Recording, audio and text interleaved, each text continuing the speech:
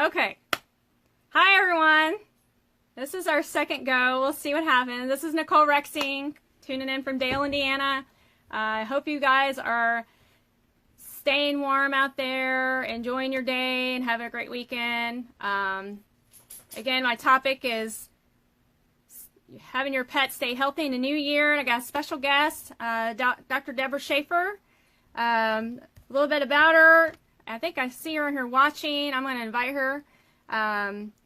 She is a veterinarian. Let's see if we can get her on here. Let's hit add. This is our second go. Oh, cancel. Wrong one. Sorry, Charles. Let's see. Go to this one. And add Dr. Deborah Schaefer. She should pop on here in just a second.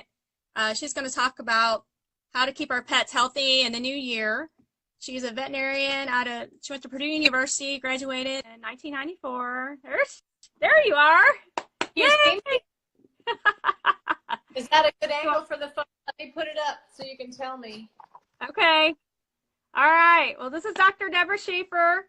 She is a veterinarian in Belton, Indiana. She became a veterinarian in 1994 at Purdue University, and now is an integrative veterinary medicine, and got interested in integrated holistic veterinary medicine on her journey in 2001. So I'm going to let her talk to you guys. She has a practice called All God's Creatures in Belton, Indiana. So I'm going to let her talk a little bit about what's excited her and why she does what she does and what excites her about her passion. I think move the camera over a little bit. You're kind of seeing half your face. Which way do I need to move? Move to your right. You're to your right. You're right. Okay, that was my right. This is my left. There you go. Now I can see you. There you go. Yeah, that's better. Awesome. So go ahead. I can't really see you. Sure. I don't know. I don't have my phone set up quite right for some reason, but at least I can hear you, so that's okay. Yeah, good. Thank you for everybody for joining. This is an exciting. This is my very first Facebook Live, so I apologize for any goofs here, but that's what Nikki was trying to tell me. With it being live, we're all okay. And who I am, she gave a good introduction. Thank you very much, Nikki. You're welcome. I have always been interested in medicine. I've always been interested in being able to help people, and I love animals, and so therefore I love helping their pets as well. What I really enjoy is to be able to help them help their bodies heal and take care of bodies as more naturally as they can. And it initially started with an injury that I had with myself with my back. So therefore I was going down the pathway of finding holistic care for myself. And then I was introduced to acupuncture. And by being introduced to acupuncture, then I started learning acupuncture in animals, went to school and got my certification for acupuncture. And then as I went on more with acupuncture, I also learned more about herbs. So as my journey continues, I continue to learn more and more about herbs and acupuncture and how that can help animals. And one thing that really excites me right now is really a hot topic in animal medicine and human medicine is nutrigenomics. Nutrigenomics, what it is doing is whatever you eat as an animal or a person, a pet, is you're actually changing the gene expression that your body or their body has. So by changing the gene expression by what you eat, what they eat, what herbs you put in your body do, you can actually change the way a body can heal or what diseases they could not get. So that's what I'm really, really excited right now is the hot topic about nutrigenomics. Okay. So with that being said, when you talked about putting things in our body that help us heal itself, and obviously one of the biggest things that we have to do every day is eat. So what are some suggestions you would give to pet owners on giving their pets the highest quality food that would help support their body to optimize it to do what it's supposed to do? Quality food makes a huge, huge difference with the pet. When I see a lot of pets come into my office with health issues, one of the main things that I talk to them about is diet. What are they feeding their pet? What's the quality of food that they're feeding? What kind of food? And does it match with what's going on with the pet? In Chinese medicine, we learned a lot about how the foods actually support or do not support the body. And one of the main things that we want to look at is we want to look at the protein source in the food, how the food is manufactured, what's going on with the pet, what kind of disease processes the pet has, and then from there try to decide what diet is the most optimal diet for their pet themselves. Okay. So what, with that being said, what would the pet owner look at on a label? What should they look for when looking for good quality food for their pet? You want to look at the protein source. I like to see protein the number one ingredient on the pet food bag. And cats especially, it's really important for them to have protein in their diet. Cats are carnivores, so therefore they need to be fed a lot of protein. And if you would look at a cat out in the wild, say big cats right now, what do? They kill their food and they eat it, and they eat the meat, but then they also eat the intestines. So if I were to have a house cat, not that I say I'm going to go out with my cats and catch mice and feed them every day, but the best balanced diet for a cat would be a mouse. So if you were to look at a pet food bag for a cat, then you want them to have a lot of protein. And if you're going to look at a dog, dogs don't have carbohydrates requirements like we do. They need protein and vegetables. So if we are to look at a dog food bag, then we really want to look at the protein is the number one source, and we want quality protein. And then if we look at vegetables, what kind of vegetables are in the dog food? Is it only carbohydrate vegetables, or are there things like spinach and kale, or only corn? So you really need to look at the ingredients on the bag and decide, is this really what is a ingredients that I would think that would be the best food for that pet? Okay, that sounds good. I know some people feed raw. I mean, I guess you would say that this kind of goes with the person's lifestyle. I mean, obviously that would be a good choice, but obviously lifestyle, having time, because it is time, a time, as you know, you make your own food for your dogs, but you just tell somebody about, you wouldn't just make food for your dog. You want to make sure it's balanced, right? I mean, Correct. You just want to give them raw chicken. You just don't want to give them raw chicken out from the grocery store. Right. So if you're going to look at a pet's diet, and if you want to say what are the different kinds of food, most Americans, the way that their lifestyle is right now, it makes it really hard for them to make their own food, to make sure it's balanced and make sure you have all the ingredients added to it. And if people want to do that, that is something that I do counsel people on. And there are some people that prefer to feed raw to their pet. And so what I do is when I talk to my clients about what to feed their animals is we look at what is their lifestyle, what kind of time commitment are they willing to give as far as feeding their pets and making food or purchasing food, and then what else is involved with their family. Do they have little kids? Do they have an elderly person? Do they have somebody that is immune compromised living in their home? And that can make a big difference of whether they want to consider feeding raw food. Right. That's great. I didn't even think about that, but that's right. You got to think about those immune compromised people that are more susceptible to salmonella exposure and their immune system. So definitely that's a big topic. Okay. Really hot topic. Yeah. Exactly. I agree. Another thing is people are getting more aware of about their pets is probiotics. Same with people, right?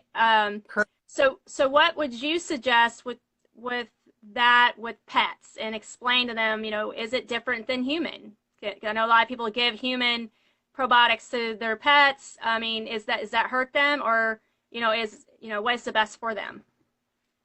As far as the probiotics for the animals, human GI tracts are different than dog and cat GI tracts. Some of the probiotics are the same and some of them are not. And there's been a lot of studies on different probiotics. And one thing that is a big thing that most people don't know is a lot of people will give a probiotic and they just assume that it's going to do its job.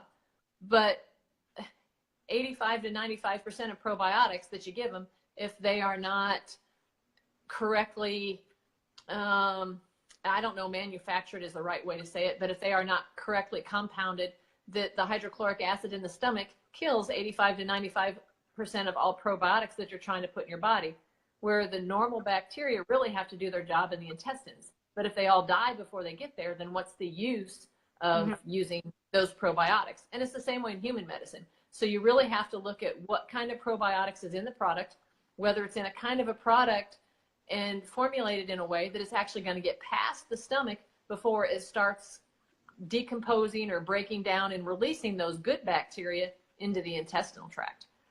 And then as those good bacteria are released in the intestinal tract, a lot of study and research is going on right now about how there is a great big assimilation between mind and gut.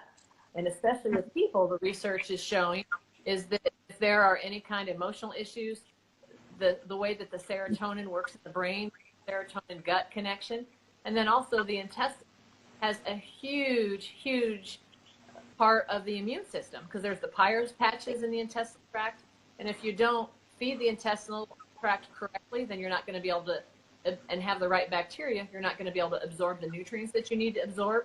And so there's a lot of great new information out there in the market about probiotics and what kind of probiotics a person or a pet should take.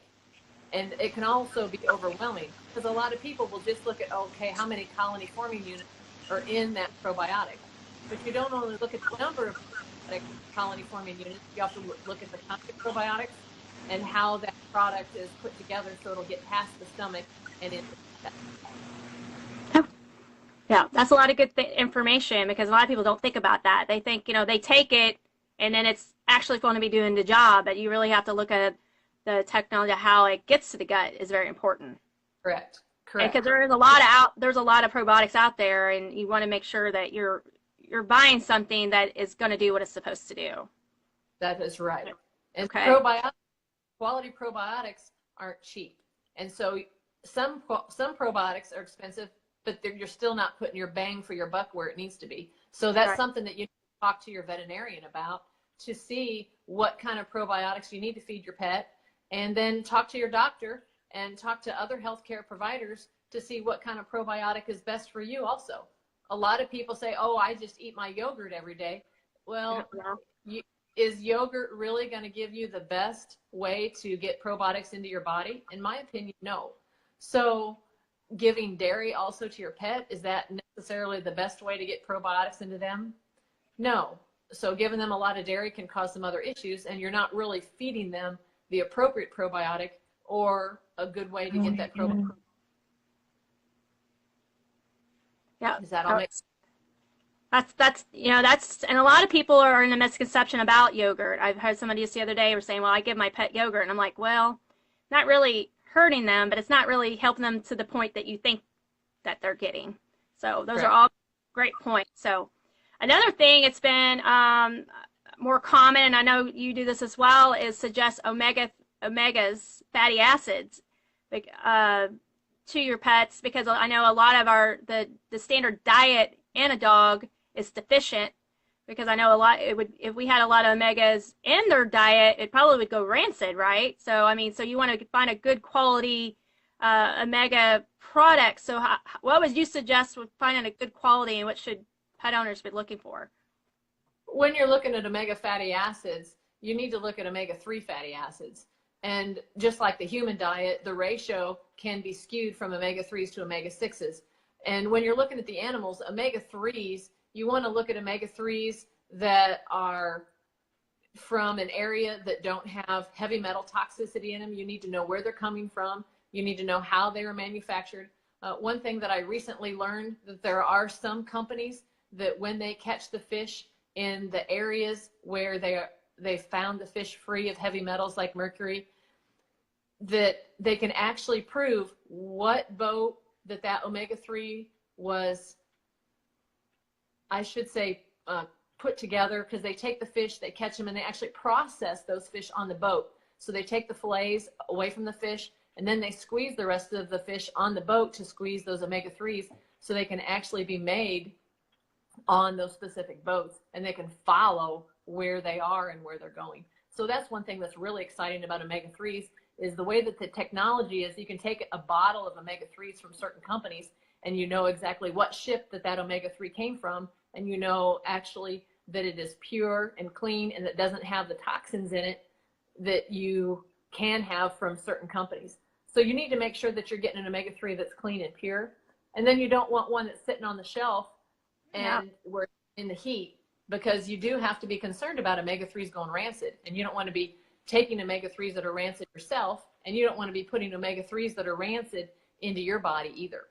Yeah. So when you look at omega-3s, you have to know how they're handled, how have they been stored, are they a liquid that's kept in plastic, what kind of plastic was it put in, is it a liquid that's been put in a gel cap, and then where has it been stored, and then is it a liquid that's put in a glass bottle and then dispensed that way. So there's a lot of things that you've got to look at when you look at omega-3s. And so if you can follow the omega-3s and where they're coming from and know what the companies are, then you can actually get good quality omega-3s and give those to your pet. And why? And again, why don't you stress how important omega-3s is for a pet, like for their health, like obviously skin, cell integrity. Like, why don't you elaborate a little bit on that? Why omegas are so important? Gotcha. Yeah, omega-3s are really important for the system. The omega-3s help the nerve conduction. They help the body speak to itself. Omega-3s are really important to have the cell walls to stay healthy. Omega-3s are important for the immune system. And you have to have omega-3s for your brain and brains to function, whether it's animal, pets, human. So omega-3s are very important. There was a new study that I recently heard about that was out a few months ago that it talked about omega-3s and dementia in humans. And they've proven that when a human starts to develop dementia, it can actually be because of omega-3 deficiency. Where when the omega-3s in all mammals, when they are, you follow the pathway of how omega-3s are broken down into different pathways, how you end up with their end components. And so if you look at the end components of omega-3s, those are the ones that you have to have your DMEA. Am I saying that right, Nicole? Yes. So if you have your DMEA, that is the DMAE. Sorry. DMAE. Sorry. I get the initial. I think that's what you're talking about. So I would have to look at that pathway again. I can't remember my biochemistry off the top of my head very well. But if you look at your biochemistry and how your omega-3s are actually broken down, then you can actually say, ooh, that DMAE is at the bottom of the pathway. So how much of that is getting broken down appropriately? And that's what you have to have your higher levels in order to have your brain and your nervous system to function. And so that is something that's really important that a lot of people don't realize. And so in this study, they took the omega-3s and these people with dementia, they fed them higher levels of omega-3s to get it back up and to increase the amounts in their body, and their brain function actually improved. So to me, when you look at scientific studies and see what is going on in the scientific world, it is so fascinating how they're finding with the nutrigenomics what actually is going into the body and what people and animals are eating, how it's affecting their body, their overall health, and their gene expression, and what's going on with them. So people don't realize is as you age and as your animals age, your bodies are going to change, and you can become deficient in minerals, microminerals, omega-3s, and all of these things can lead to disease and poor health. So it's not necessarily aging that's the problem. The problem is what is your body deficient and what is it lacking in, and why is your pet unhealthy? So it can be not something that's instantaneous. It's happened year after year after year of many, many years of deficiency that leads to health issues. And that's one reason why I like going into holistic medicine myself, is because I look at these issues and I look at the animal as a whole, and we say, what do we need to rebalance the body? What do we need to feed the animal as a supplement? What do we need to feed them as a whole overall product? And what do we need to look for, and what kind of blood tests do we need to run to see what kind of deficiencies they have so we can give them what they need? And that kind of leads into the topic of vitamin D3. There's so many people that know that vitamin D3 is important for them in their diet. A lot of people don't get enough sun, But a lot of people think, oh, well, my cat lays in the window and sunbathes. My dog, it'll lay out and sunbathe. Well, animals can't convert sunlight to vitamin D3 like we can. So therefore, you have to put vitamin D3 in their diet. If you're feeding a quality diet, quote unquote, they should have enough vitamin D3. How do you know? So the best way to do it and to know is to actually have your veterinarian run a blood test and see if the vitamin D3 levels are appropriate in your pet. And if they are, great, then you don't need to supplement with extra vitamin D3. And if they're not, then you may want to consider supplementing with more vitamin D3 in order to help decrease the chances of bone problems, of cancer. Deficient vitamin D3 can run into a lot of other issues. So that's something that you may want to look into and contact your veterinarian in order to be able to help your pet have the highest quality and best quality of life that they can. Right. You don't want to just start giving your pet vitamin D because, you know, you can overdo it, You right? can overdose. Good, Right. because being fat soluble, they don't excrete it like they can vitamin C and other supplements. So, great point. So the other thing I know what that all ties in is, again, you were talking at the very beginning about nutrigenomics and, you know, how exciting that is because it's, you know, it is the science on how food affects our gene expression. So do you want to elaborate on any more about that and maybe some research you've come across that emphasizes that? Yeah, there's some great research that's out there on the market right now. The new research on nutrigenomics. There's also a biochemical pathway that is having a lot of research done on it. It's called the NRF2 pathway. And what this pathway is it's a pathway in our body that actually regulates our DNA. And so by regulating our DNA, they're finding out that what we eat as nutrigenomics can actually regulate or turn on genes or turn them off. So it regulates our gene expression. So therefore, if this NRF2 pathway can regulate gene expression, then the sky is the limit with how can we turn genes on and turn genes off, and what can we actually do to benefit our health. So for instance, we know that in our health that there are genes that affect people that have heart disease. People say, oh, heart disease runs in my family. Yes, it can. It's because of the genes that you have. But depending on what you put in your body and how you eat and what you do, then you're going to be able to turn on or turn off those and how they are expressed of how it's going to affect your heart. And so this exciting information about the NRF2 pathway in nutrigenomics is great. There was a recent study done about mice, and they wanted to see how this stimulation, or also called, I had another word down, I'm trying to remember, activation, how you activate the pathway. So it's more talking about activating the pathway. So if you activate the pathway with this gene expression, then by activating the pathway, you are going to be able to increase the amount of enzymes in your body. And I'll get a little scientific. So we're talking about superoxide dismutase, glutathione, and catalase, especially in animals. And we're looking at what these enzymes do. These enzymes will actually increase the ability of the body to get rid of free radicals. Now, a lot of people don't know what free radicals are. Shh, Calvin, quiet. That's my dog talking. Sorry. And a little tension. Him and Sarah, we're having a little tassel there.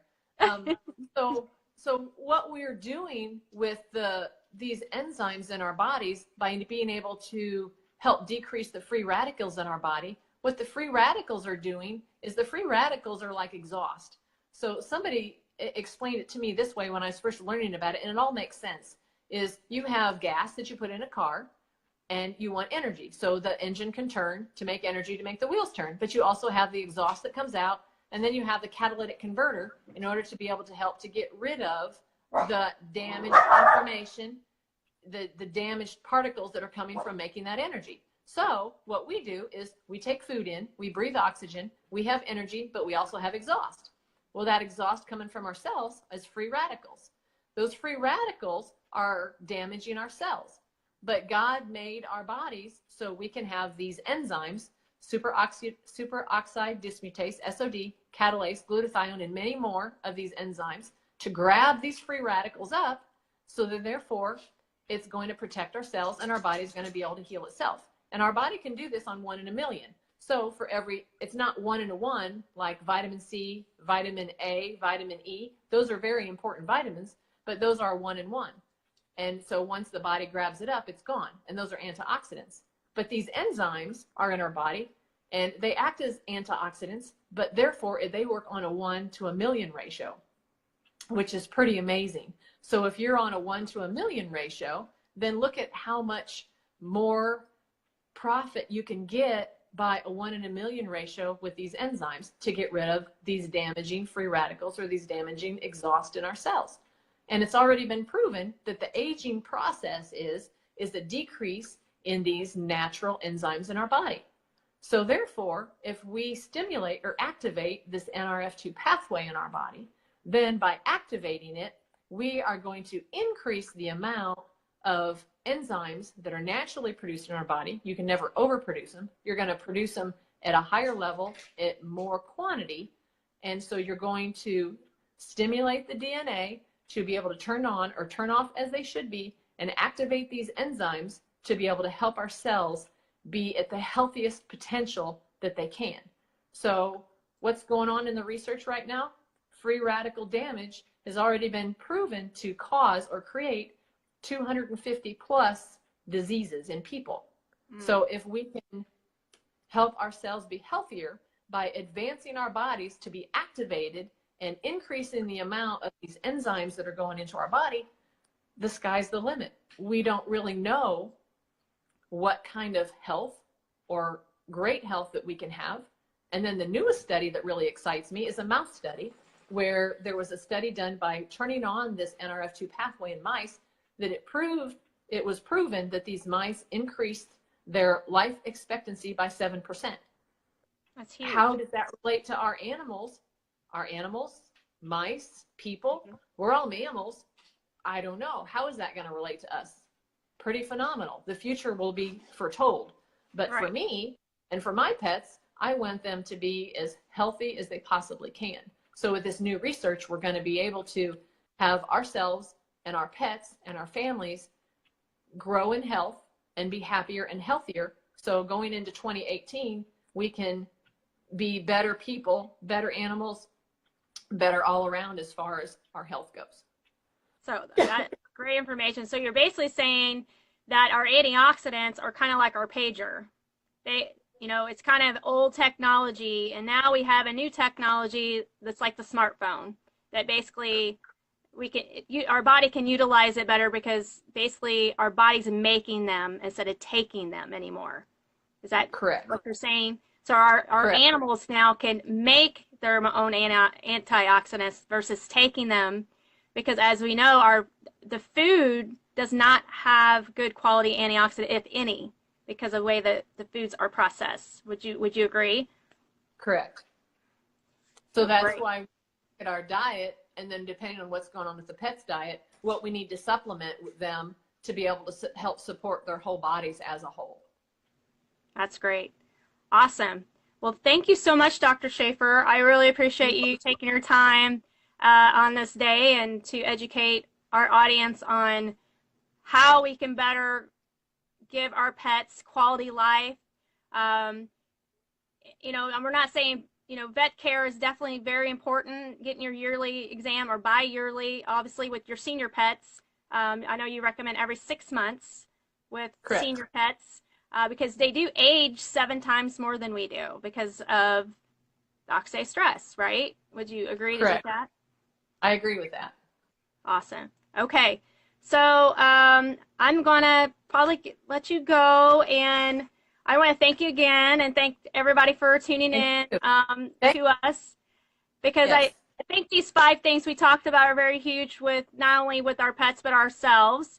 So again, we talked about diet, probiotics, omega-3s, vitamin D, and of course our nutrigenomics pathway that activate and optimize the pet to do what the body's is designed to do. Like she said, God gave us an internal pharmacy to help our body heal itself. So if any of this speaks out to you guys, if you have more, hey Calvin, Hey, Betty. Wasn't on camera. That's why he was We barking. should be on camera. This is So if any Cyril. guys out there that want to know exactly what she does and what she recommends, you can reach out by personal message to us, myself, or Dr. Schaefer, or you can email her at allgodscreatureshc@gmail.com.